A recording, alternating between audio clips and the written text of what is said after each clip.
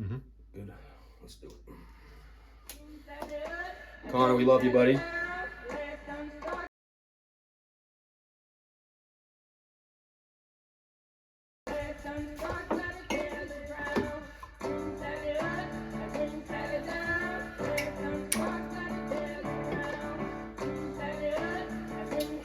Cheers to episode 1. There we go.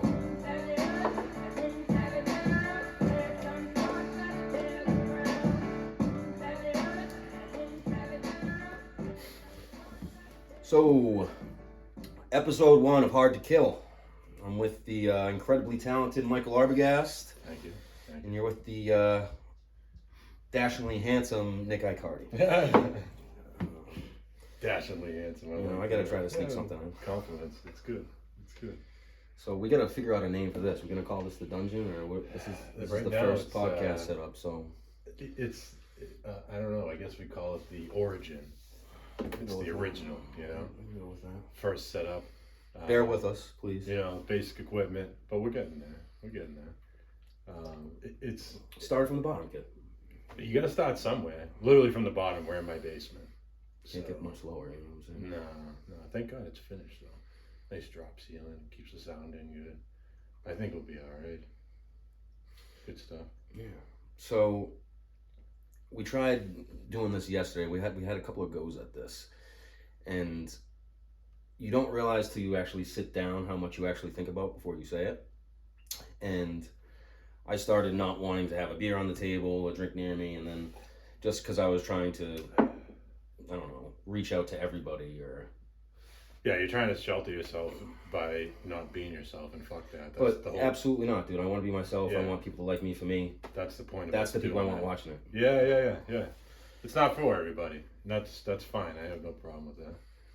It's us being who we are. And honestly, we're doing this to try to. I mean, I started this thinking we would reach out to one demographic. Yeah. The veterans, the guys that are in the military. It'll go everywhere though. But I'm starting to realize, I mean, there's military all over the world, and they go through some of the same stuff that we do when it involves mental health, and not only military guys. I mean, people go through shit every day. Yeah. And Yeah. I wasn't, specifically thinking of those people at first, but I mean, if I can help someone, I want to help them, Yeah, no, I hear you. For sure. So, I guess a little intro for you. I recently did the, hopefully why you're here is because you saw my interview with Soft White Underbelly, and I kind of did a bio on myself. Me and Mike joined the military together. We went in the Marines, we did the buddy program, and we came out of Massachusetts. Yeah. Small town living. Whenever I think of that, I always just think of like the bus ride. That was like the Oh my pivotal God. moment for me, dude. I think of getting to Logan Airport with Bader and That's a name drop. yeah, dude. Bader, Gertie, Gilly. I still talk to one of those people. Gilly. Yeah. Gilly was always good, dude. But I remember being at the airport with them, and then flying to South Carolina and getting off the plane, and there being a guy in Chucks At the airport. who was like, "Yeah, over here, everyone over here." And we Where did getting we in fly there. into? Charlotte or Charleston. Charleston? Yeah. And they fed us a box chow there. Yeah, they had a box show already. And then we got on a bus in the middle of the night, and we had to put. You weren't allowed to put your head up. You had to look down the entire time. Hats to them. They do a great show. Oh yeah, Dude, I was scared shitless. Oh yeah, yeah. And then you go through the gates and you realize, oh fuck, there's no backing out now. I'm not getting out of here. And then the DI comes on the bus and listen up. You're like, oh shit, here we go. Stomach's dropping through your asshole. Yeah. Rethinking every decision that you made until then. Dude, for real. And then you get on the yellow footprints, and it's real. You're like, oh no. I just being so confused. They do such a good job at like shock and awe. They must teach them to do that in DI school. You know what I'm saying? Sure. That's just a strict show from the beginning. Dude. It's a controlled chaos environment. Yeah. I don't know if I could do that job. Be a DI? Yeah, dude. I don't think you'd want to. Well, I mean, after your first term, you get like 3 options, right? It's like embassy duty, DI, or recruiter. I mean, honestly, I'd probably, Dude, they all suck. yeah, Fuck that, they all suck. I'd probably go embassy, dude. You get to at least Yeah. travel somewhere cool. If I was in and I was single, I would definitely go embassy. You get to go all over the That's place. what I The kid mean. I was in with, Alex Wisecup, I think he's a gunny now, but he went to embassy You duty probably loved it. after Okinawa. I think he's still doing it. Yeah. I don't keep in touch with him as much. You're as I the used to. big dick in the area. You probably have like a small command. You know Your what I money mean? goes a lot further. Oh yeah, you definitely have a small command. That's what I'm saying. For your embassy, there's probably That's either 10 bad or Marines good. there. Usually there's, there could be a hard charger in that group Yeah. that requires haircuts and shaves to the T, you know what I mean? But I mean, that's probably strict out there in general, but still, you could have a good group of guys that just work well together. Yeah. That'd probably be the best situation out there. Right. You know Yeah. what I mean? Oh yeah. I'm sure. And plus, your dollar goes further other Yeah, places. that's true. You know, I've been to Thailand. Then again, dude, all those Cambodia. think about being over in those places right now. I mean, people fucking hate America. the United States, Americans, dude. Like, that might actually be kind of tricky. Depending on where you're at. Yeah, that's Yeah. true too. If you're on embassy duty in fucking Italy, I'm sure it ain't that bad. Yeah, that's No true. shit. Floating down the river in a gondola. I wish we just had a little guidance, the proper guidance before going. Like, this is what you need to do. This is the job you need to pick. Yeah, I mean, This is where you want to go. everybody wishes they had that kind of guidance in anything. Yeah, that's You know, I wish I had that kind of guidance when I was building. If I ever The do have company, I like wish a they kid or had, something, dude, I need to try to just at least make sure I give them the proper game. Like, you want to live a comfortable life ultimately. You know, at the end of the day, isn't that what you want to gear it towards? Yeah. Making money, having a good family, and living comfortably, dude. Yeah. Fuck everything else, dude. Yeah, fuck the stress. You know what I mean? Especially like there's some people out there that like a lot of dudes in the sales market. I give them the shirt off my back. That takes a lot. You gotta be a people person. Yeah, dude. I had one job in sales. What'd you do? I worked for Harley Davidson. Oh, that's a high stress environment, dude. Well, I mean, I went there, and they told me what the base salary was, and then you made money on your bikes. What they give you off for like a commission? Like 2%, 3%? I think it was 4. Oh. But it's a bitch to sell them though, right? Well, yeah. Yeah. And they don't move on the pricing. Oh, there's no drops? There's like nothing now. No. So, but I mean, you're getting a quality. It's Anyways, Harley. You have the Harley name. You know for what that. ruined it for me though, dude, is I'd have guys come in, and they'd have like a 2000 Fat Boy, chrome everything, built motor, built to the nines, the whole setup. And I'd go to the desk and they'd be like, "Yeah, tell them we're gonna give them $3,000 for it." Oh. And I'd look at so them they like, kill people on returns. Yeah. And they make their money selling used. Right. That's what they do. so I half the customers I'd walk back over and be like, "Guys, I appreciate you stopping in. Yeah, seriously. I'm not I'm gonna not gonna bother you insult with you that. Yeah. because you're probably gonna fucking swing at me." Exactly.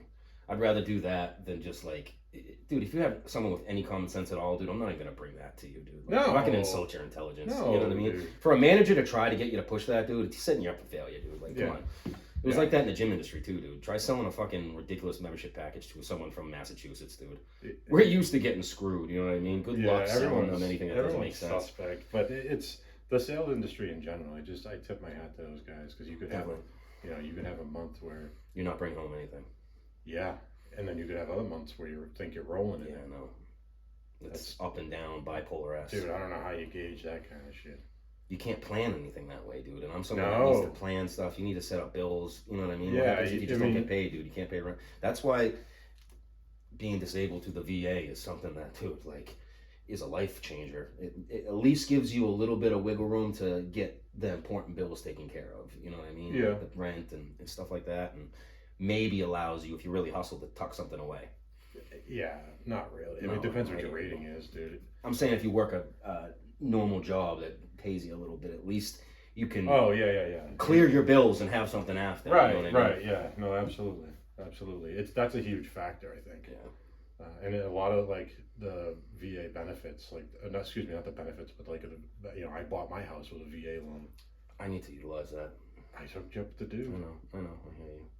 Just gotta get my So credit. anyone knows a VA loan specialist, drop that in the comments. Definitely, please. We're gonna need that. Yeah. Nikki needs that. Get you a little commission, huh? Yeah.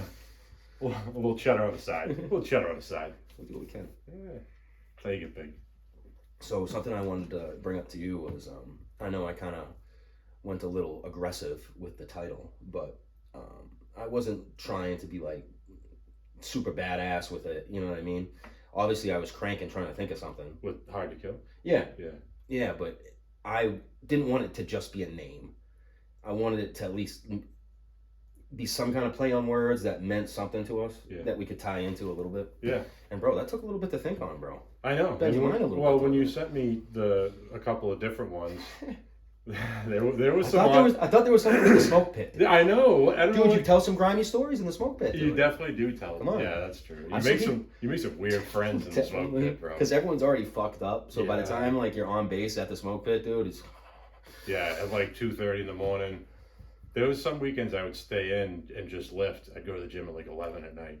What, so it was dead? Yeah, there's nobody there. Yeah. And then come back to the barracks and go outside and have a smoke at like just midnight. People watch, yeah. And it was fun, especially in Okie, man. Oh, Those you can only do so much. They can only buy a 6-pack. So, they bought a 6-pack, cranked it, and then went to the other well, dude, the whole aspect of having to come home at a certain time pushes the thing like, I gotta get as fucking drunk as possible before 12. Yeah. You know what I mean? Yeah. So the bars outside the base do great. Oh, yeah. You've been to Kintown? Yeah. Yeah, I was on Foster originally. Oh, so then you did Gate 1? No, Gate 2. That's off Kadena. That's an Air Force. That's the place to go on the weekends, my boy Mikey Favada lived on Kadena. Him and his wife had a place on Kadena. Oh, it must have been dope there, huh? So on the weekends, They take care of them? On Kadena? The Air Force base? Yeah, oh, yeah, right, dude. right. They have a Chili's, bro. On base. I Baby forgot about back that. ribs. I heard that Chili's is like one of the top sellers of all the Chili's, dude. Oh, I'm sure. Come on, dude. They're busy every weekend. In Okinawa, dude, it's Chili's or fucking Popeyes. And you close it down every night, dude. Like, there's Marines in there till the end, bro. Oh, yeah. Getting sauced. And there's a line out the door to get in. Dude, I forgot about that. Yeah. I forgot about that process, having to get in a honcho. Go to wherever the party was. You know what I mean? Find it. Woo. Especially for you coming down from... Hanson or I was at Schwab a little bit. Yeah. That's a hike. You'd have to, like... You gotta really want to go out. Bus station. Yeah, oh yeah. And especially because you'd have to fill out a libo paper saying where you were, if you were going to visit a buddy from another unit on a different base. Oh, you'd have to explain what you were doing. Yeah. You had to check in with the duty, right? Well, you'd be gone for the weekend, so you had to have it No, you had to check out with your duty. Right. And then you had to check in with the barracks you were staying at, right? Yeah. Yeah. So when you say you're staying at in my barracks, you would have to sign into our logbook. That's why it was so hard to fucking get skis on the weekends, dude. It was hard to do anything. But you didn't have a fucking car. You don't have a car. Dude, Waltham had a car. Oh, Waltham, yeah. Old Winton, dude. Waltham's a different breed. Oh, man. Winton always does just enough so we can have a fucking great time on the low. Just himself. Yeah, you know yeah. I mean? Like, yeah, he's always looking out. He'll get the car so he can go to the Packy. Yeah. Go to the gym, get the food he needs. He'll pick out a couple of movies. He'll buy a shirt from Walmart, a little dragon shirt joint. Yeah. Go home. Dragon shirt. That's shit you not, dude. He comes. We're about to go. I think we were gonna go to Kadena or something, dude. We were gonna have a weekend, and we went out. We got some clothes. We went to the Packy, got geared up, and then you get an hour to get ready. And he comes knocking on my door. He's like, "You ready to go out?" He's got a dragon. Legit has a dragon on it from the PX, like a college shirt. He's like, "You think good luck or what?" No. I'm like, sure. Go in my closet, dude. Like, come on, you're gonna embarrass us, dude. What are you doing? Had no compass for clothes, but I love the kid. Yeah. He would always be there. Whenever like we were going out on the weekends, he'd at least be there to make sure it didn't boil over. Yeah, you keep everybody in. He's always the ref. Yeah. Well, he's a fucking Philly cop. Man, Yeah, that's true. That's. I just want to go through his precinct at like 100 miles an hour. Scream by him. Fuck you! Yeah. Get a job! Fucking bum! Dude, he's been busting my balls the past 2 years, dude. Oh, what? So we bet on the Super Bowl, and he lost. Which one? I mean, how many have we won? It gets kind On a Pat Super Bowl. Then. On a Pat Super Bowl. Did we play Philly? Yeah. Was it a playoff game or was it the... Well, Nick Folk beat us. Not Nick Folk. Big Dick Nick. What's his name? Oh, fucking clown face, yeah. Nick... I don't know. But yeah, Big Dick Nick. Is it Folk? Yeah. Foles. Yeah. Folk was a kicker for us. Yes. Yeah. And by us, we mean the Patriots. Yeah, the guys that run the league. Yeah. So. Yeah. Get one. Fuck a hell. Anyways, he clearly lost a bet. And then I kind of lost a bet with Xavier 3 years ago, and I was just like, fuck you. Goes on. And Xavier found out that he lost his bet. He's like, Nick did this to me, blah, blah, blah, blah, blah. Don't fucking pay him the money. Or I think it's a Pats jersey. He's got a Brady brand new Pats jersey in his closet that he owes me. Sean does? Yes. that he bought, or Xavier bought, and Xavier sent it to Sean. I think it was the other way around. I screwed Sean on it. It was one of the guys. Yeah. But he's holding it in his closet until I take a picture in a some kind of Philly jersey, like the. Yeah, just being a cocksucker, dude. I'd rather go to the dentist. I forget, sore subject. When's the last time you went to the dentist, bro? I go every 6 months. Anyways, I was gonna actually tie this into our podcast, but keep in mind, I've been in firefights. I've seen dudes blown up. We've seen some shit. Yeah. Second scariest time in the Marine Corps, going to the goddamn dentist. The naval dentist. In boot camp. So I don't know if you remember, but if you went to dentist in boot camp, they're training fucking dentists. Yeah. And they train on you. Right. Yeah. Fixed a completely wrong tooth, dude. Like, gave me a cavity filling in a tooth that was fine. Thanks. But it was free. Yeah. And, like, kind of tried to not tell me they made a mistake. They're like, well, you're going to be in here a little longer. And I'm like, well, what are you fucking talking about? I have one tooth to deal with. And I'm like, well, there's a good thing and a bad thing. Oh, yeah. Fucking pricks. Turns out we had the map upside down. The drill instructor's like right there, like, you better fucking not say shit. Yeah. Fucking chambers, dude. Yeah. The sad thing is, whenever Marines get together, they always talk about their fucking drill instructors, dude. But I wish all those cocksuckers could meet Chambers and just realize that whoever fucking brought him into the Marine Corps wasn't shit. Yeah, he was a nutcase. I've never been so afraid constantly. If I saw him, I would just get my ass kicked. If I saw him today, I would stand at attention. That guy to this day. Oh, absolutely.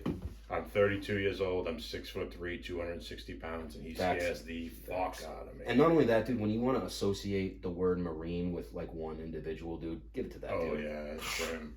I don't even know his first name. I don't either. I wouldn't first want to fucking know. Staff Sergeant. Yeah, exactly, dude. I actually bumped into him a couple of times when I was down in South I remember you saying that because didn't you do MP duty on PI? On Paris Island and the Air Force base, or the Air Wing base down there. Miramar. No, Miramar. That's in California. Beaufort was the area. But still, it's just funny seeing him like out of that environment. You know what I mean? Like out of boot camp. Yeah. See him like real. He kept the same like. I know, right?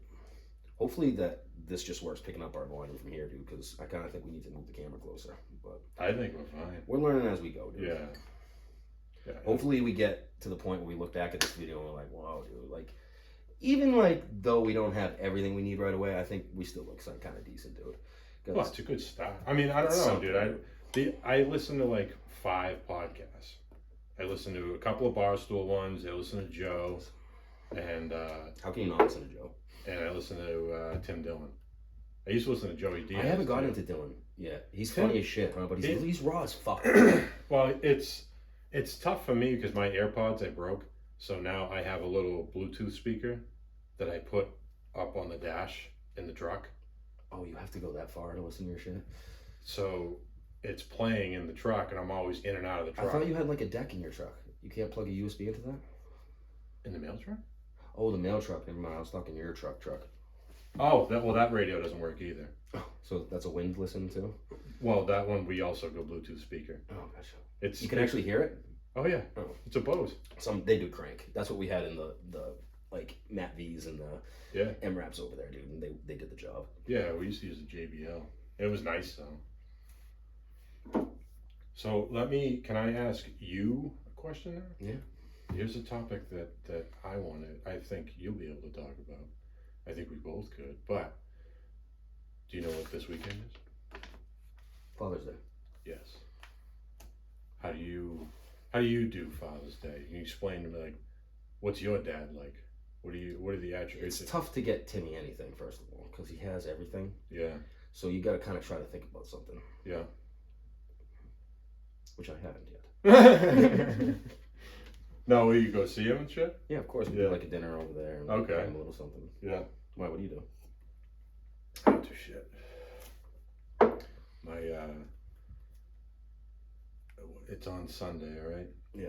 I'll probably meet my dad at the bar. Get a couple of drinks. Yeah. Tell a story. Yeah, I wanted to. Can you go out with him without the ball and chain? Yeah. I haven't seen him without her. You know what I mean? Yeah, no, I could if I. I'm not saying that's a terrible thing. I just No, haven't no. seen him. You know, just him. I could if I asked. You know, if I said, "Dad, let's go get a drink," he would go. How is that going? He's happy. Yeah, That's yeah, all that yeah. matters. He just moved too. So my dad's older and doesn't want to own again. I don't think.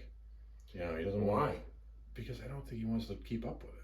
At 55. I just feel like at that age you want to have your own thing. You know. Well, at least yeah. that's how I think now. I'm sure that could change. You know, I'm not knocking him for it. No, but I mean, you're buying a house at 56. So by the time you pay it off, call it 30 years. Yeah, you're not even thinking about paying it off though, dude. You're just thinking about I have a house that's mine. Yeah, I guess. I don't know. Maybe it's because of the age we're at that I'm always looking at long-term shit like that. Yeah, I guess I hear you. You know, You we're think that way. we're 20, 26, 27 years behind them. Yeah, true. But I always look kind of long-term. I did talk about my childhood a little bit on Soft White, so I mean, bring up yours a little bit just so the people know you. My child. Well, my dad, as far as Father's Day goes, my dad is like he's in my friend group too. You know, he's not only That's my cool. father, but That's something you need to appreciate. yeah, dude, yeah. The fact that I could talk to him like the same way I talk to you, Yeah. or any of our friends. Don't get me wrong, I have that to a degree. I just can't like go out and enjoy myself with my dad like you can kind of.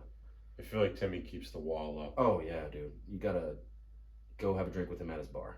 Yeah. deal. That You know he what I wouldn't mean? reach his own half floor. No. Where my dad's like very loose. Yeah, You know, pretty carefree. that's nice though. Yeah. It's I think it's his lifestyle, and it's good for him. You know, to live that where he doesn't have to.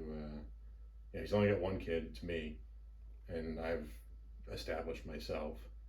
So don't have to worry about you. Right. You know what I mean? Like some people have kids. They're 30 years old. They still fucking worry about Yeah, it. true. Well, man doesn't have to worry about that, which is nice. Thanks. You know, Absolutely. that's a little stress off of his back. Is he working right now? Yeah, he's coming to work actually at my house tomorrow. The deck looks good, by the way. Thank you. That section was rotted out by the door swinging in there. It's a 14 by 22 foot deck. It's a good sized deck. So me and Mike have always been in some form of construction. I'm right now in local 22 in the city, and Mike actually had a solar company for a little while. Yeah, I had a general contracting company. We made most of our money in solar, yeah. And then when Massachusetts cut the rebates back, Yeah. less people wanted to install, drove business down. What was that? 08 to like 2014. Solar was just Bob. The boom, Yeah. it was like 11 to Dude, when we first got home, we were working solar. It was 11 to 17 because I got married in 17 and then it changed going. Think about it. We were working for Paul 2009, 2010, dude. No, we were in then. We enlisted in 2000. Oh, never mind. I'm talking 2013, 2014. Yeah. I'm thinking of going in. My bad. Yeah, but I remember working for Paul Hill. Best solar job I ever had, dude. I had a good time. The fucking psychopath Paul Hill. I love him That's to death. that but old school mentality dude, that I've been talking about, dude. That's like my dad and your father have that old school, never miss work. You know. I'm talking never be late. Yeah. Oh yeah. Like you're late around guys like that, dude. They let you know. Oh yeah. And when I say late, 15 minutes to 30 minutes, dude, is a huge deal. On time is 45 minutes early, dude. Getting there and doing the little things that, you know, that need to be done before the work of the day gets going. Those dudes get there, they read the paper, they're having a pot, drinking their coffee, you know, they're fucking flipping through, they're doing a crossword puzzle or whatever. Paul's like that. Paul was always the first one there, the last one to leave. He worked like a motherfucker. He made me want to work harder. Yeah, it was like... Because I saw like an older dude out working. Yeah, I saw a 50-year-old dude. Jacked for his age, dude. Yeah, oh yeah. Dig a hole faster than anything. Oh, dude, he would pump you up so hard, fucking dig a hole, dude. He would be on his third hole. You'd be working on your first, and he'd call you a pussy. What the fuck's the matter with you? It'd like irritate you to a certain degree. Yeah, you'd be like, I can't swing the shovel that fast. I don't know how the fuck he does it. That's been hitting me a lot lately, dude, because I've always done manual labor jobs. Yeah. And we're getting to the age right now where you're just starting to feel That's why I got out. your body. Oh, yeah. You know what I mean? That's why I got out, man. Well, part of the reason why. I couldn't do it It's forever, it's dude. fucking humbling, honestly, bro. Yeah. Because you go from being a machine for so long, dude. You get your fucking aches and pains, bro. You know, and they remind you where they are. Oh Because yeah. I'm not a surgery dude. You know what I mean, dude? I have knee Well, issues, elbow issues. we're not doctor people. Yeah, no, You not know? at all, dude. They, how many? I mean, I can honestly say in my 5 years, I don't think I went to sick call once. Because if you do, dude, you get You- looked at sideways, bro. Yeah. They're like, oh, this dude's bitching out. Somebody doesn't want a PT. That's something that's got to change, dude. Like, if you want The to. problem is, I think people will take advantage of it though if you change it. What do you mean? Like if you made it, if you're holding PT at 05:30 and two dudes show up in camis instead, and they say they're going to sick call. Oh, that type of take advantage? Yeah. Oh yeah. That shit doesn't fly in the Marines, though, dude. Well, that's what I'm saying. But if they if literally you, kick you out of the unit, dude. right, They do that a couple of so times. if you're or if you're the guy who's like, oh, I want to go to sick call, they fucking break your balls. Yeah, they do. There is, you're not expected to go to sick call. Where they really need to teach you to just keep a basic going to the doctor appointment, once in a while, and go to the dentist twice a year, and just take care and maintain your shit, dude. Tough to do though, dude. I mean, the training regiment that you have. Yeah, facts. Dude. How are you? I've just been out of it for so long, do I forget how fucking rigorous it is. Yeah, comes back to me like quick though. Like now that I think of it, it's PT every day, and not only PT every day. We are gym guys, so we go to the gym after work type deal. And then during the day, you're either in the field, which that was a cunt, dude. You ever just figure out you had to do a field op for like 2-3 weeks, dude? Like, there's nothing worse than a fucking random field You ever op, try bro. quit smoking on a field op? Ugh, just everything about a field op is shitty, dude. You gotta be around everyone you fucking hate for a fucking week plus, dude. I mean, yeah, it's cool to go on ranges and shit like that, but you can do that without being in the field fucking 24/7. Did you ever go to the field with one of those dudes? What? They'd be like, "Oh, I'm quitting butts this week, Oh, of course, dude. so I'm not bringing any cigarettes to the field with me." And then bums a cigarette from you. Every fucking day, and you're like, dude, no, you're gonna struggle now because I've got fucking 3 packs to last me the next week. So tell them where you've been in the Marine Corps. I started off. My MOS school was my original MOS was intelligence specialist. Sore subject. But that Where was that? Virginia Beach, MOS school. What's Virginia Beach like? Beautiful. Is it? Yeah. Is it like a what's that beach up in North Carolina? Myrtle. Is it like a Myrtle Beach? Beach businesses all around. It's kind of hood at night. Yeah.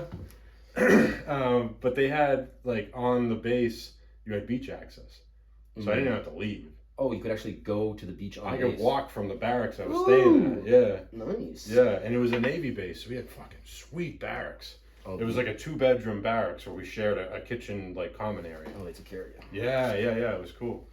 The first like 3 months I was there, and then See you later. yeah, and I think his name was Sergeant Layton, Peter Layton. He came over to me and it was like, "Hey, Arbogast, I got to talk to you." He was brutally honest. He was a nice guy. He was like he wasn't a Marine Corps sergeant, like, Just a good dude. "Hey, you dumb fuck," you know what I mean? You could tell he was on the other side.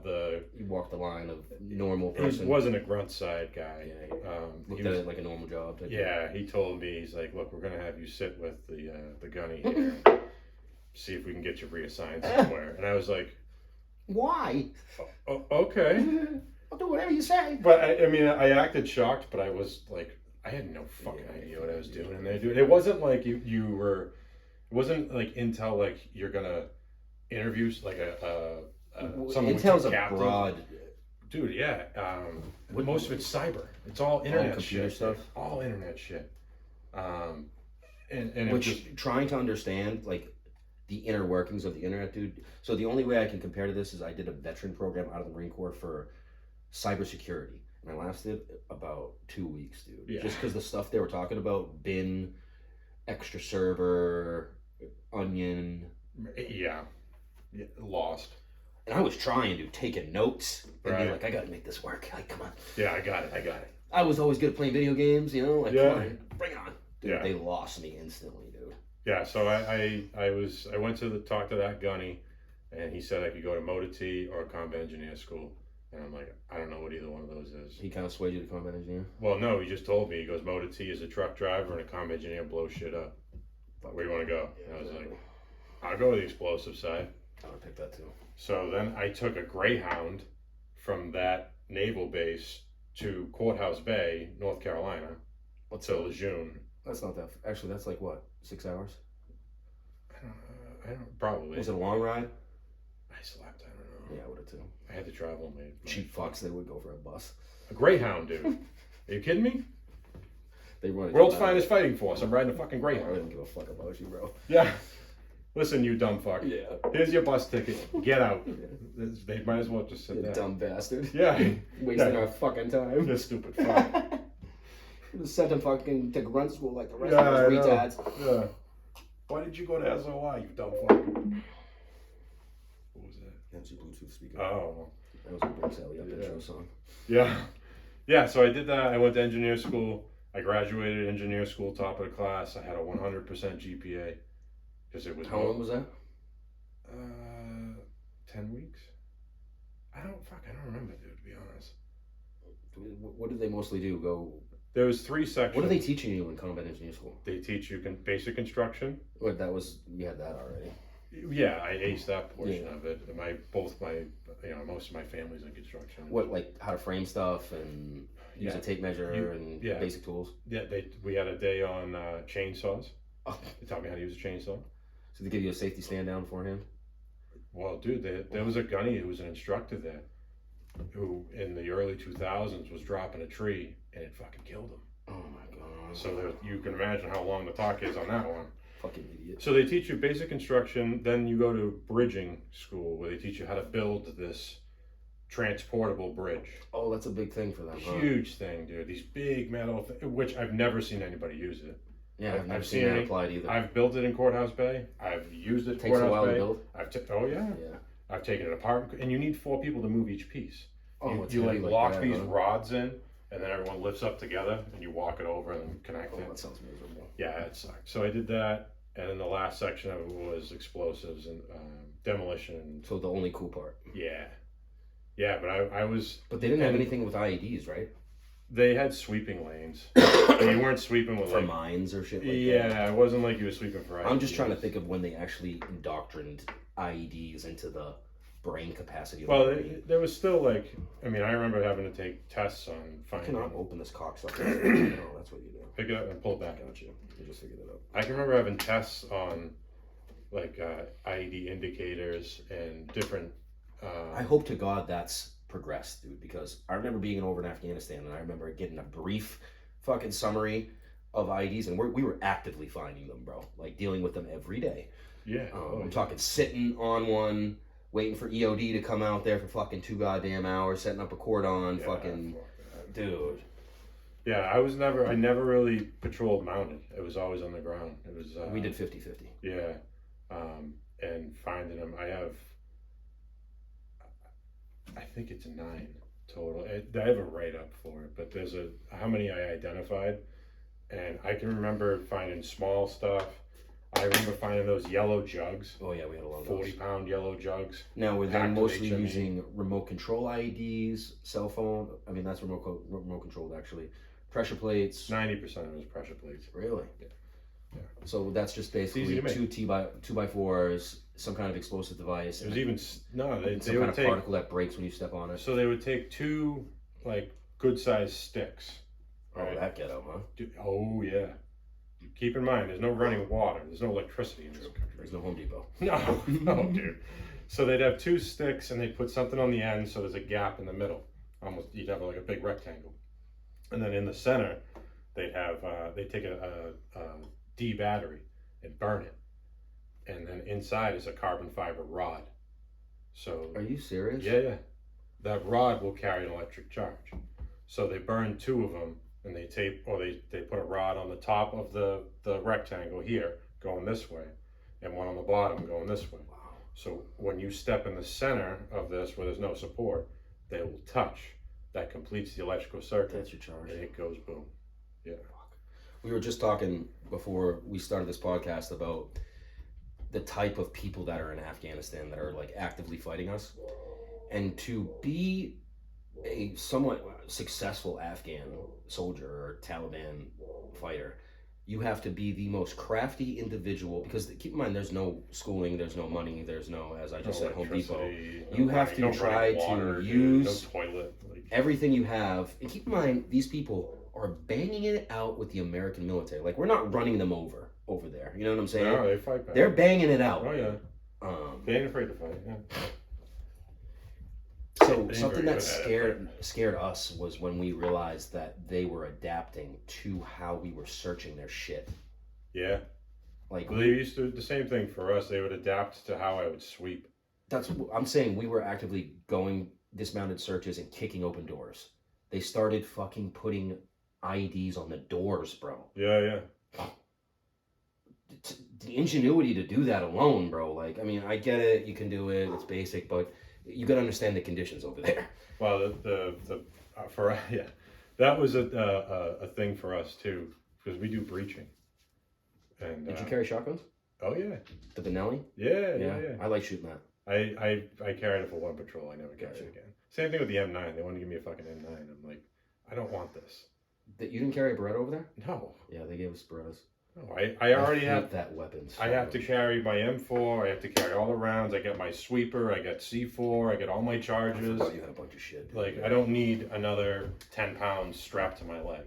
It's bad enough. I'm fucking out of shape. I smoke cigarettes. This place sucks, and I gotta hump all this gear all over. Honestly, what does the Beretta do? If you're using the Beretta, you are fucked. Yeah. Seriously.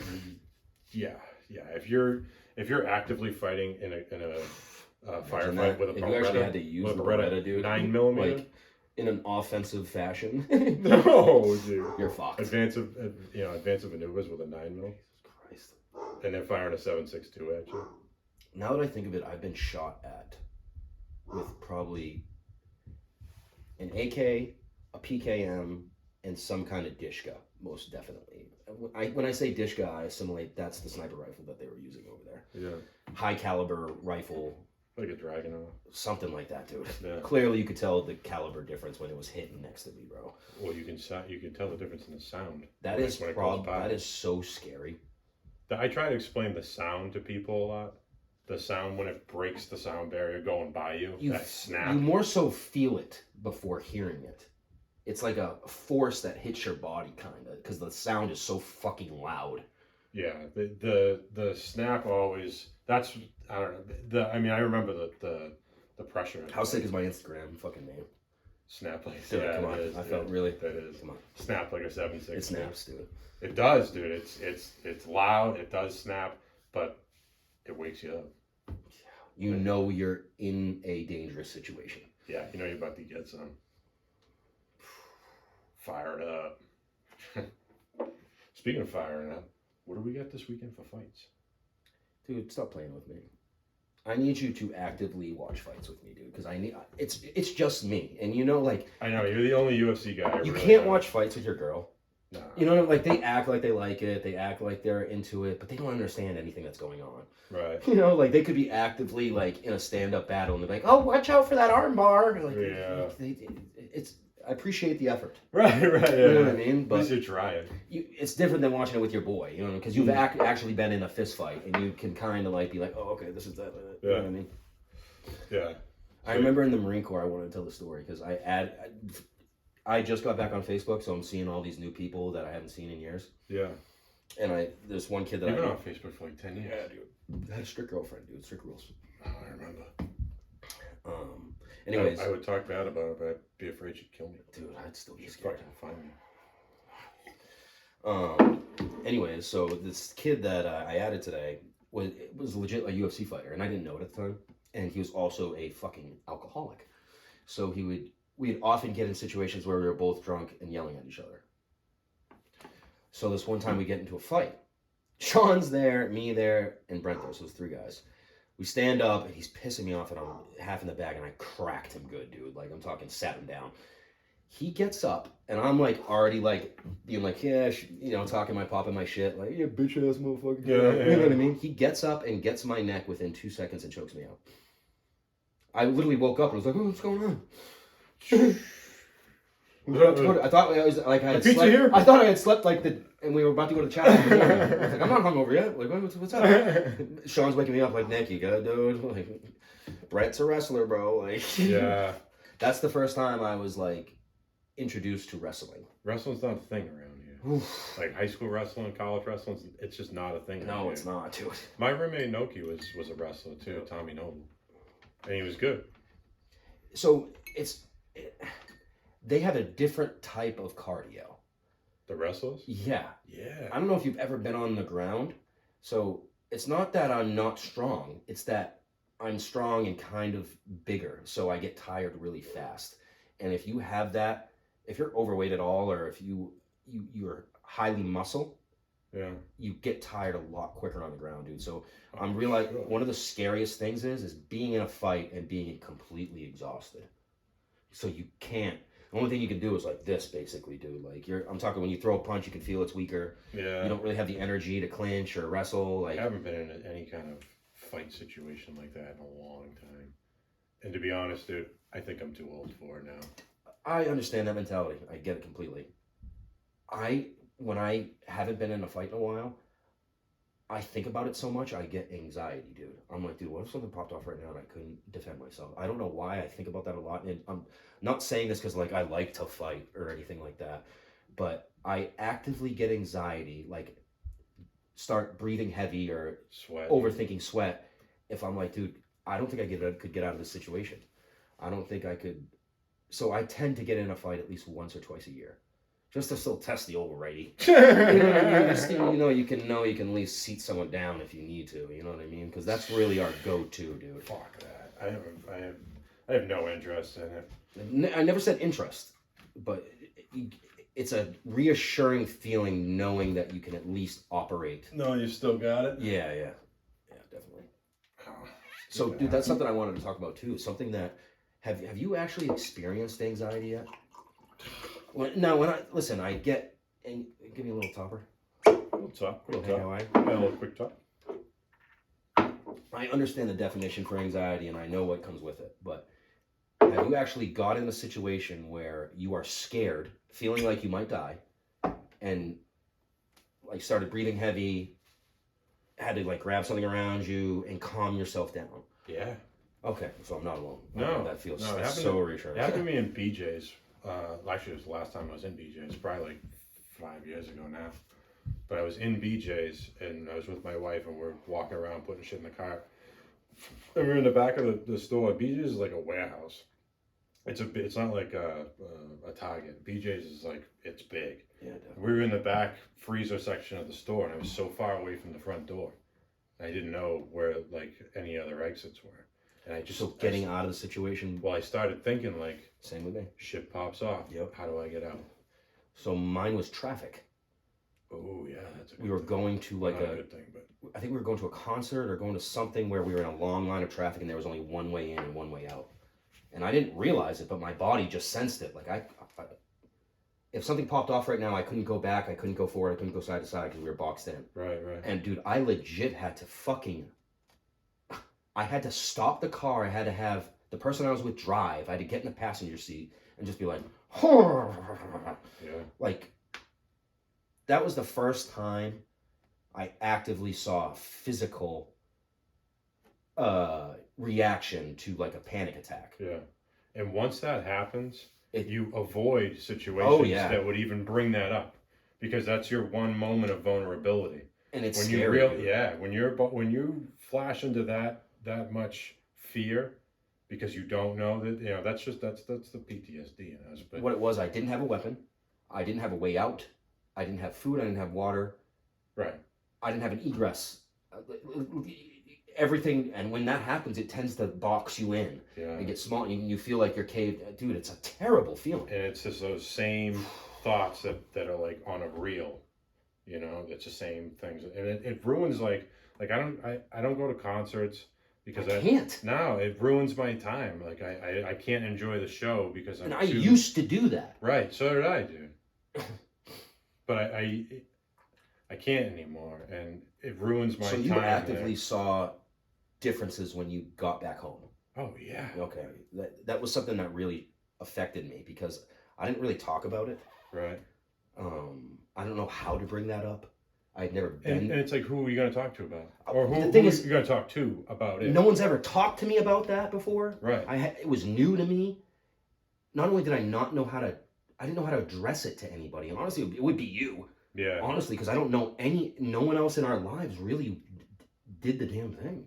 When I say did the damn thing, I mean fight in combat and get in situations that you almost actually died. Right. Yeah, near-death experience. Hence the name, hard to kill. Bam. Us making it through those kind of scenarios, not only in combat, but when we get home. I mean, a lot of dudes struggle when they get home. Dude, I'm getting sweaty right now just thinking about it. I know. But it's guys getting home and realizing like here's a big thing. My name's not on the bracelet. Mm-hmm. That's huge. There's 23 names on there. Mine's not one of them. I don't say that as a brag, but I say that like I'm thankful. I'm thankful I have. Explain what that is. Oh, it's a memorial bracelet. So everybody we lost between killed in combat or suicide. Not everyone that watches this knows what that is. People have been in the military, so we're just trying to talk about it. I wear this bracelet every day, and it's got the names of 23 Marines from my unit that have either been killed in combat or taken their own life since they've been home. To keep their memory alive, I keep it on every day. Bam. I don't know. I was just going to say something that made sense. Oh, so we're starting to talk about real shit. Yeah. Something that recently has bothered me. So I recently did the Soft White Underbelly podcast, which was new for me. Yeah.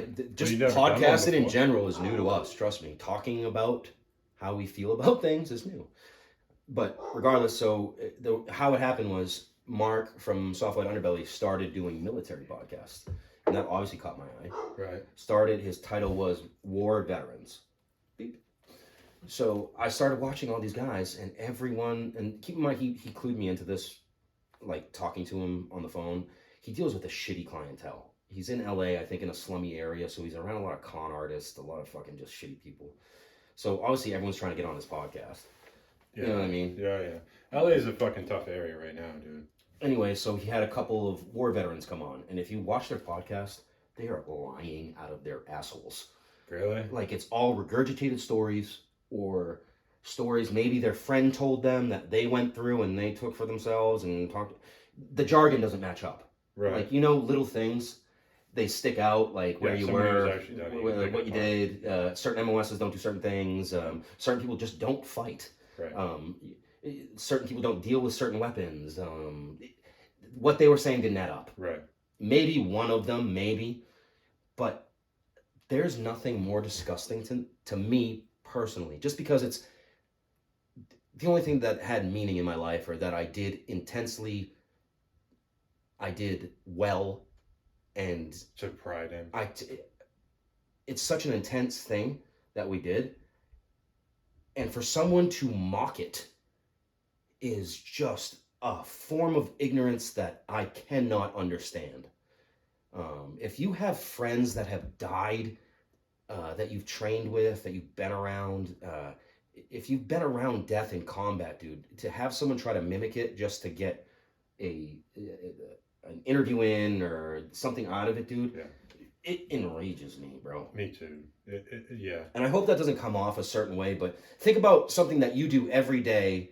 When someone tries to mimic it, like it sticks out to you. It's like you do this stuff, like what you're talking about, and for someone to try to mimic it and make a mockery out of it, but that's also what made me realize we have something unique. Not a lot of people have done what we've done. No, and I agree. I've thought of that a lot too, because in every branch. You thought about that? Oh yeah, dude. I mean, how many guys? Like when I got sent to my first duty station in the air wing, I thought I was never gonna get to go. I thought I wasn't gonna get my chance. I was gonna get to go fight. That's all you think of as a Marine, like that's when you sign up for the Marine Corps, especially us post 9/11 guys. When you sign up for the Marine Corps, you want to fight. You want to go over there and get a scalp. Yeah, you want to do yours. The whole reason we joined was because they came over here and took out our own. Yeah. The only thing you're thinking about as a kid, like for some reason that moment really hit us in the chest. I think it was 6th grade. Yeah. I believe. You were in Uxbridge. I was no. I No, think we were both in we Uxbridge. were both in Uxbridge. Yeah. I was. Yes. They put it on the TV. There was mixed reviews. Regardless, everyone reacted very strongly to it. I remember my mom crying. I didn't really realize what was going on totally, but we had actually had a Pearl Harbor incident. I think it was more intense. I don't know. Pearl Harbor was pretty fucked up, but we actively had an enemy attacking us on our soil and taking out a lot of fucking people, dude. Yeah. Yeah, and to think, like, you know, I grew up in an all-American family. Both my parents worked. They think about our dads and our moms were at our age when that happened, so they really were like, "What the fuck, dude?" And they didn't. So they were at the age where they were just too old to join the military, but obviously we were at the perfect age to go over there and get us some. Once you grew up a little bit, but that's definitely, I definitely think that's the number one factor of why I joined. 100%. 9/11. 100%. You know, I thought, you know, no one fucks with us. Did your dad act poorly to that? To me joining? Yeah. Yeah, he wasn't psyched. But once I told him the paperwork was in and it was done, he came around quick. Did you bring it up prior to us like talking at that party? Nah. Never brought it up. So that really took him for. Yeah, he was completely taken back. He thought I was going to Worcester State. Thought I was going to go to college. And did he? Because I tried joining at 17, and my dad found out about it and completely took the power away from me and didn't let me do it. Yeah. And then I told you about it, that I was doing it, and I was like, "Fuck it, dude, I'm going." Yeah. And you absolutely were a gentleman and a scholar and went with me. Well, I knew if I went to school, I was going to get nothing out of it. Well, and I was going to get shit-faced every day. I was a fucking party animal back then. At least you were cognizant enough to, because I'm so happy I actually did it. I didn't have the money to go to school. My father didn't have the money to go to school. My mother had passed away. It was like I didn't have the setup like everybody does to go to college and go from there. It would have been more of a hassle than my family for me to go than that.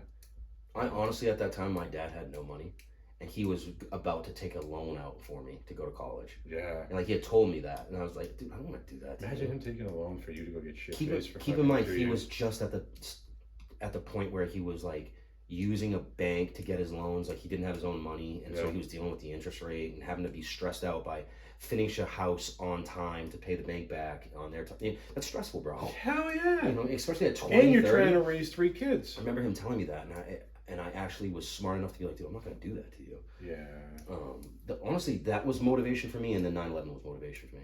I thought I would make a man out of myself, and I would get a little money to go to school, and I would get a career out of it at least. Yeah. You know, something good would happen out of it. Right. But I still think something good did happen. No, absolutely. Anyways, I'm getting off track, but we have something unique. Not a lot of people have done what we've done. For people to, I was talking about software underbelly. Yeah, I'm sorry. It's hard to talk about that stuff and not completely dive in. Well, yeah, because once you, it's like fucking peeling a Band-Aid off, dude. Once you take a little bit of that Band-Aid, it's like once again, rip it off. Never talk about this, dude. It was such the reason it's because it was such an intense thing.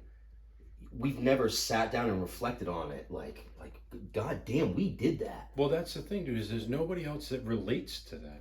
So I wouldn't talk, like, I love my wife to death, but I would never talk to my wife about firefights and combat situations because she hasn't been there. She doesn't know what I'm talking about. Can't understand and that's nothing the against intensity her. Of it, bro.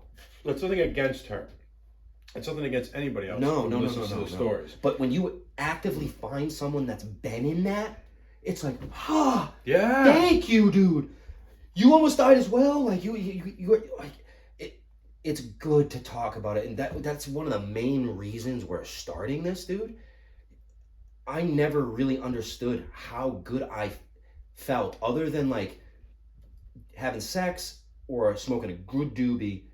Telling a great war story and having someone fucking understand it, understand all the terms you're using and the intensity behind what you did, dude, is like, I love you, dude. Yeah, that's like hard to find, you know? And like I said earlier in the podcast, dude, I'm so lucky that I have you that live one town away. Yeah, like we're within 15 minutes. I'm just saying, think if you didn't have couldn't tell that ever to anyone. Well, if I didn't have you, I wouldn't be able to tell it to anyone. Then again, that's what a lot of people are doing, dude. They're sitting on that shit, dude. And yeah.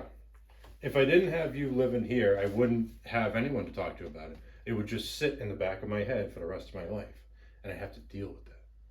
So rather than that, I would so much rather come out and sit with you and talk about it. I think if we can talk about this shit in a way that can just like pop the other fucking assholes in the head that have done this shit and be like, dude, whoa, they're not lying and they're been there and done that. I don't know exactly how to fucking shape this shit or do this shit, but I know I want to fuck with guys like me. I know it's been hard for me to find those dudes. But they're out there. If we can like get all of us to sync up somehow and meet up, I know that sounds crazy, but if we can have some kind of event to all of us go to, dude, I would love that. It would be, the only time I feel like I can honestly let my guard down is around people. Like, is around other vets. Yes. Yeah. Have just a truly great time, dude. Like, yeah, where I don't have to worry about other stuff is when I'm around other vets. And that's not a knock against my non-veteran friends or non-veteran people in general, but that's when I personally can enjoy myself the most and let my guard down. We should probably explain that a little bit too.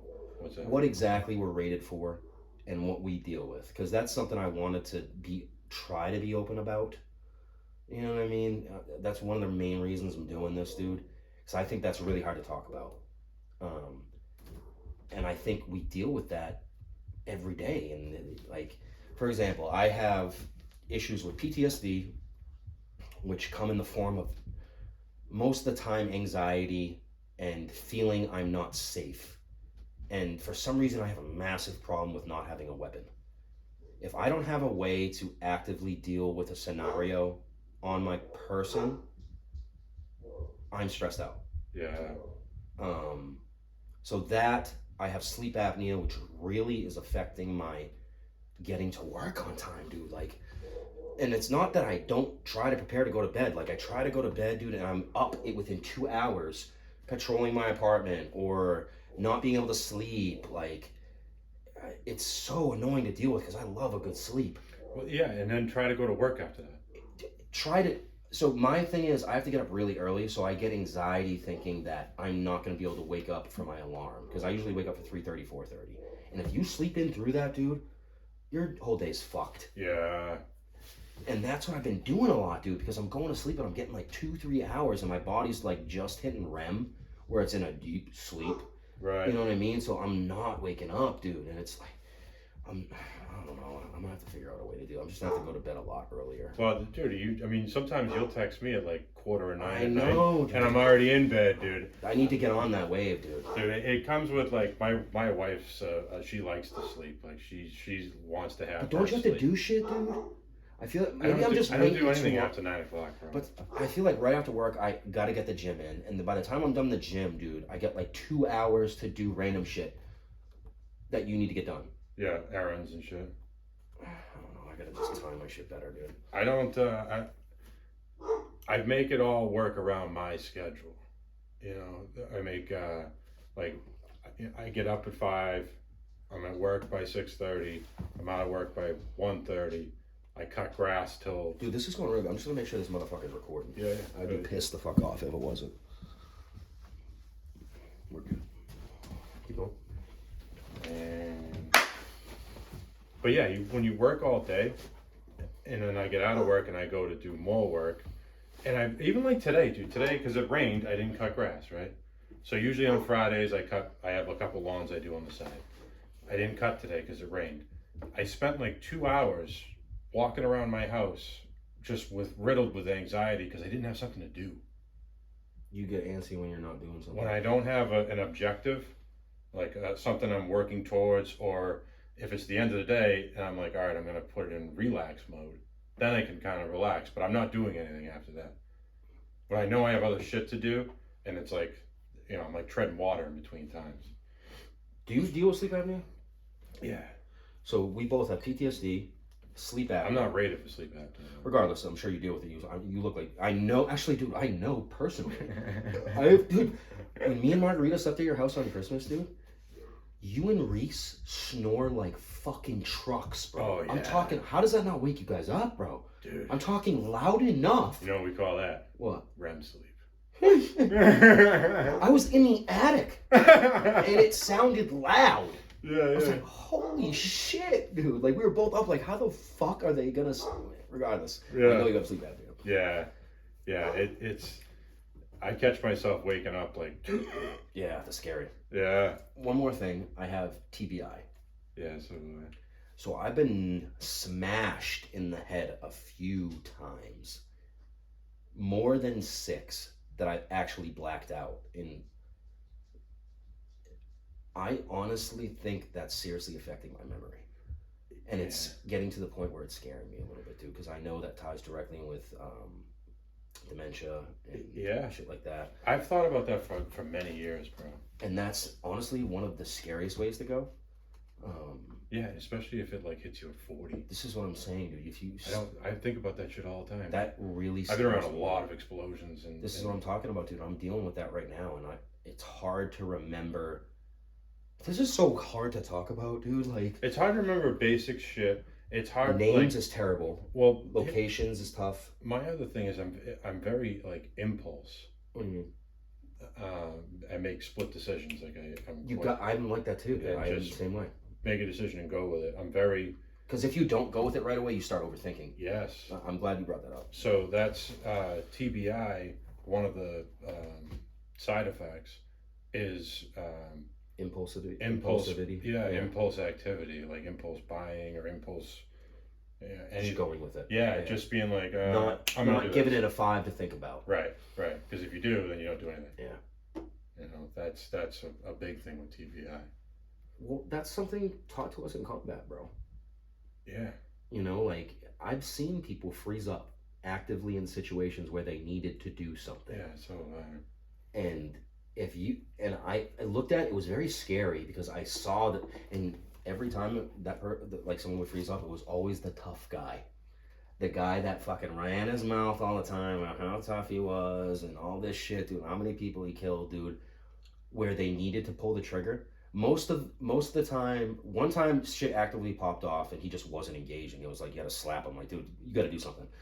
Another time, and it's been 4 times that stick out to me, but the 3 other times was RC IED events where we've seen the guy ignite the IED and drive off in the moped. You can completely grease that guy. Yeah. And it needs to happen. Yeah. And if you haven't fired in a few days, you probably got about 60 rounds you're looking to let off. Like, I've been in a few situations let like him that. rip. Yeah. Let it go. Let it rip. Did you deal with ROE restrictions over there a lot? No. Yeah, because I heard about it, but dude, when you're the squad leader, you can justify you felt. It's very easy to justify danger over there.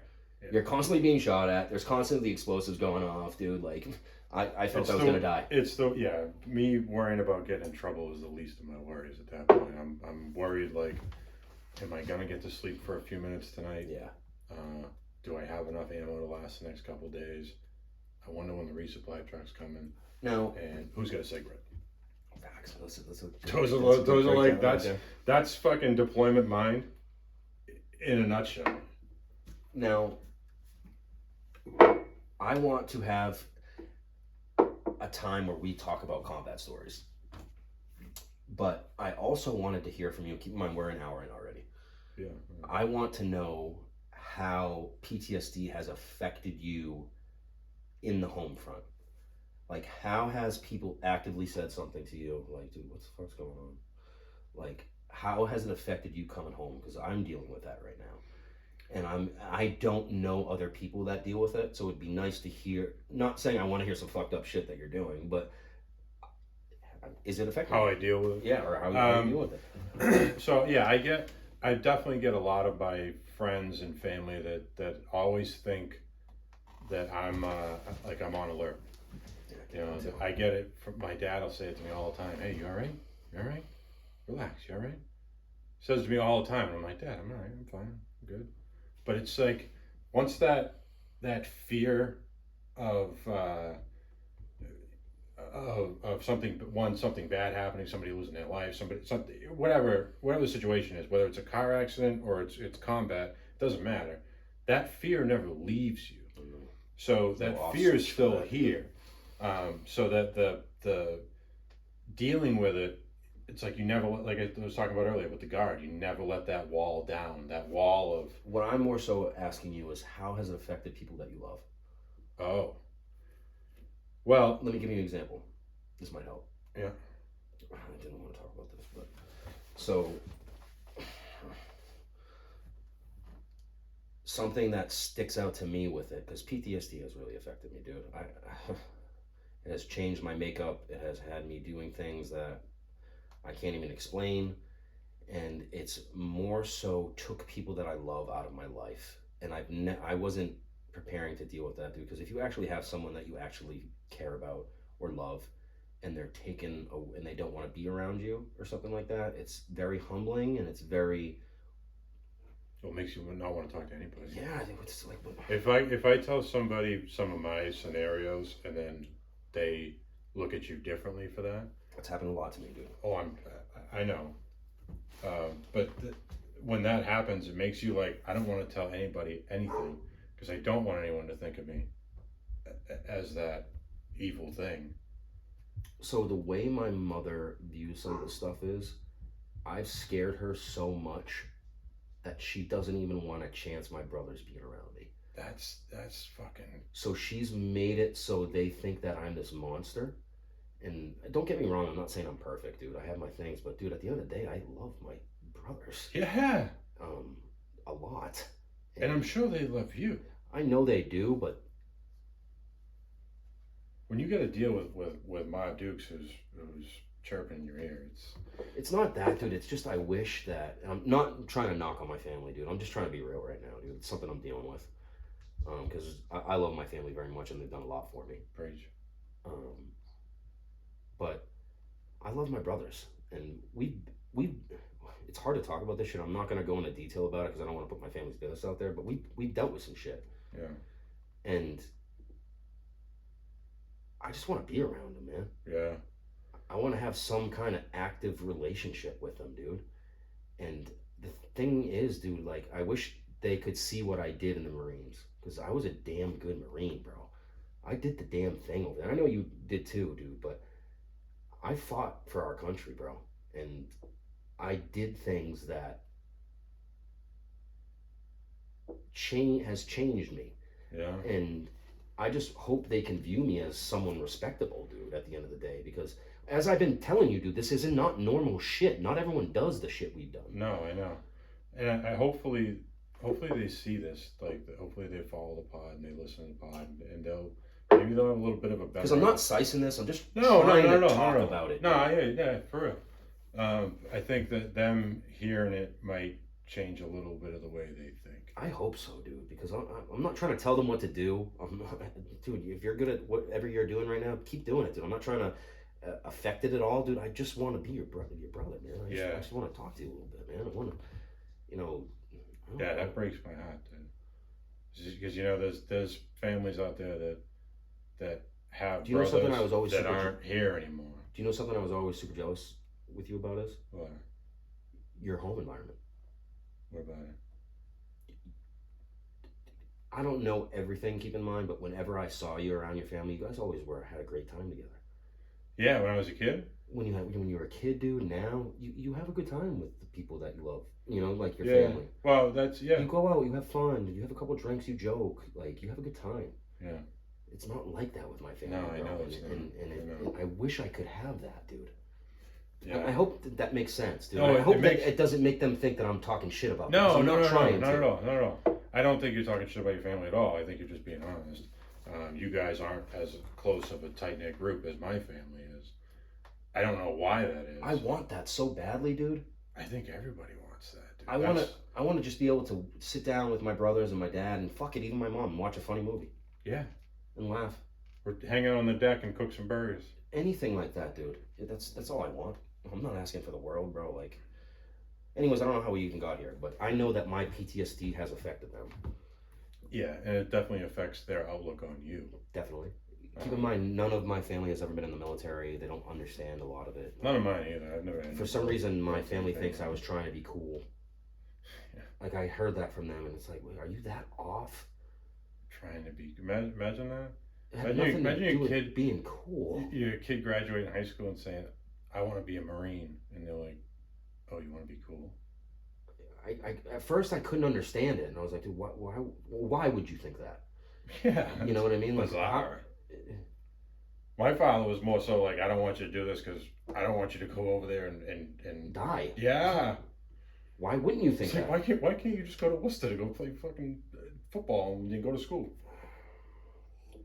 I'm happy you were at least there for me when you brought me home from Afghanistan, and you could at least see that a little bit. I wasn't gonna bring it up, but I'll never forget that.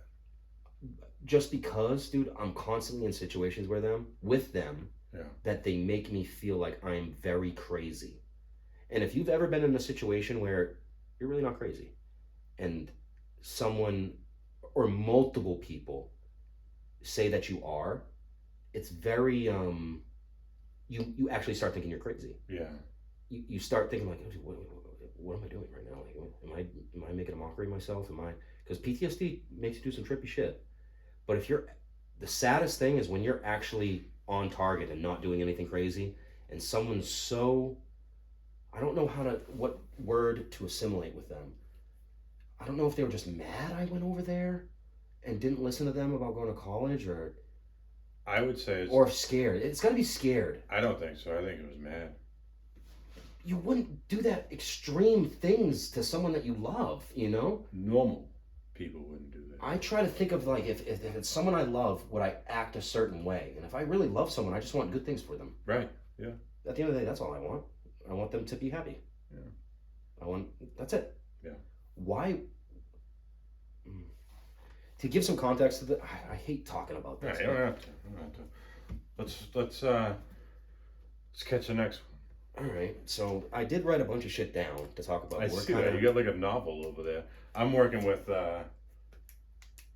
my brain. Well, I think they know you a little bit now. They know you're a combat engineer. They know you fucking saw some shit. Yeah, yeah. I try to talk about like PTSD and stuff like that so they could see how mental health has affected you coming home. Because the Marine Corps didn't really prepare us for how shit like that would affect us, I believe. I don't know how they would. It's not something known. Right. It's not commonly talked about or known. And something that turned me off of mental health at a very early stage was my dad. Before I actively acknowledged PTSD, my dad was like, "You're being fucking crazy." You're like, because I was like on a kick of going out to bars, getting really drunk, fighting, coming back fucked up. You know what I mean? I remember often. Yeah. So he was like, "Fucking control it a little bit, Nick. Go talk to somebody." So I went and talked to somebody, and I like tried to tell her like a basic firefight story, and she was like, "Yeah, so my grandmother died the other day, like comparatively," and that made me feel so uncomfortable. Like, oh, you don't realize anything I'm saying. You're not listening at all. So you didn't listen at all. You just wanted to compare it to yours. Okay. You wonder why we don't talk to people. That's what I mean. I know other people deal with that. Other people don't understand the intensity and the gravity of certain situations that we've been through. Yeah. And instead of trying to assimilate with that, they need to just, fuck, bro. Just listen. Just listen to me. Just listen. Just understand it a little bit. Understand how crazy it was to a certain degree. That's all I'm trying to explain to you. Yeah. I'm not trying to normalize it at all, dude. I understand what I'm saying is I'm insane. not breaking it down for you, bro. Yeah, and you wonder, that's why we only talk to certain people and about those situations. And I think this is going to be good for it. I think other people I would want to watch this and be like, okay, they're feeling a little bit of what I'm feeling. Like, if I at least saw that on the internet, I would listen to their shit just to be like, okay, are they dealing with the same shit I'm dealing with a little bit? Yeah. And if you are, reach out. Please, make us feel like we're not nuts talking about this. hardtokillpod@gmail. Send me an email. This was really hard to talk about. Like, I had to coax this dude for a year and a half. I randomly, for real. Podcasts are so popular right now. Like, we watch so many. And I actively thought that we could tell some kind of story that would have other people agree with us and realize that we've been through some shit. Hopefully you've been through the same thing, because I want to interview you. I I want to tell your story. I want to have other people understand how crazy your story was. That's ultimately what we want to do, no? Yeah. It's yeah. The end goal is to make it so the guys that are like us that don't show it every day and you would never know can talk, can feel normal, can have a drink, can have a smoke, can hang out and not feel like my wall's down right now. Yeah, my guard is down right now. That's because we're not in front of these people, dude. Like, we're just in your fucking basement right now talking our shit. You know what I mean? Like, if the amount of people are in front of us right now that are probably going to view this, dude, we probably fucking be like, I don't want to talk about this shit. You know what I mean? Yeah. But it's good, man. There's no way someone will look at this and hate. I couldn't see how you could hate on it, because I'm really not lying right now. I'm really just trying to tell our stories and have you, because times are different now, dude. Yeah. We're not at war. People don't shoot at you every day, like, and there's got to be something behind going from that environment to going to normal environment and not being able to adapt to it very easily. There's something there. Well, yeah. I think any near-death experience will change your life. That's why I love this, that we're doing a podcast right now, because I don't know anyone else that's talking about that. And because if they were talking about it, I'd watch it. I'd want to see it. Yeah. See, you're a video guy. I'm an audio guy. I listen to them. You watch them. The reason I'm a video guy. Same thing. The reason I'm a video guy is because there's a lot of fucking bullshitters nowadays, and I want to look at you a little bit, because your body gives off certain tics. Yeah. It's very easy to just listen to someone and be like, oh, he's, telling a legit story. Like, he could be copying that, bro. Like, I need to see you a little bit. Yeah. You know what I mean? See what you get into. Yeah, I need to. I can read you. Yeah. No, it makes sense. It's good though. I mean, I originally thinking about sitting down today. I was like, oh, I gotta work. I got these loans to do after work, and then I gotta meet Nick, and we're gonna sit down. It's like, oh, I got a lot of shit to do. That's because the first one we didn't really get engaged like this. I think there's something behind talking about this, and there's nothing that I've said right now that I actively talk about. You're picking it up and talking about it actively, like you think about it too. Like, that means something to me, bro. Well, because it's a normal flash in my head. It's just like me and you have the same thought process, but it never goes from here to here.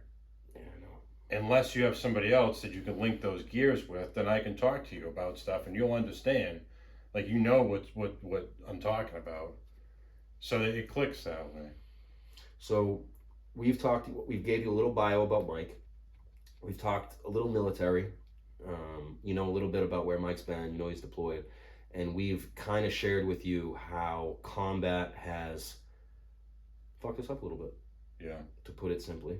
And how we're going to deal with it. I fucking really hope some of you guys out there see this and reach out to us. All I want to do is hear about your story. Yeah.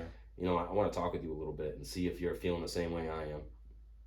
I know we're not the only ones out there that feel like this, and I know we're not the only ones out there that want to get this shit off our chest. So. Try not to be like that, because I came from that mindset. Don't be a super tough guy.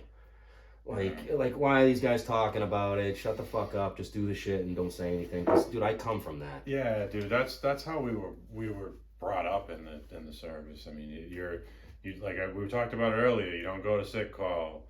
You never say. We get it, dude. We get it. We're super hard.